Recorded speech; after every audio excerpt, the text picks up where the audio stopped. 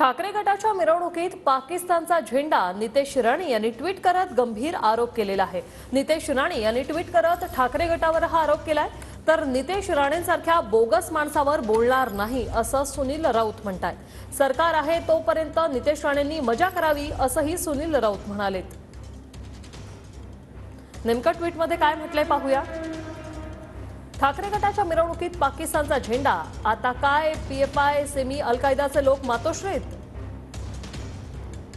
बिर्याणी घेऊन जातील, हे दाऊदचं मुंबईत स्मारक पण बांधतील आणि म्हणे हा माननीय बाळासाहेबांचा असली संतान। नितेश राणेसारख्या बोगस माणसाला मी उत्तर देणं योग्य नाही। नितेश राणेंनी आपलं काम करावं। ज्यावेळी 2-4 महिने त्यांचं काही सरकार आहे तोपर्यंत त्यांनी मजा मारावी। 2-4 महिन्यांनी सरकार पलटणार आहे, सरकार चेंज होणार आहे। या ठिकाणी महाराष्ट्रामध्ये महाविकास आघाडीचं सरकार येईल, त्यावेळी आम्ही पाहू काय करायचं ते।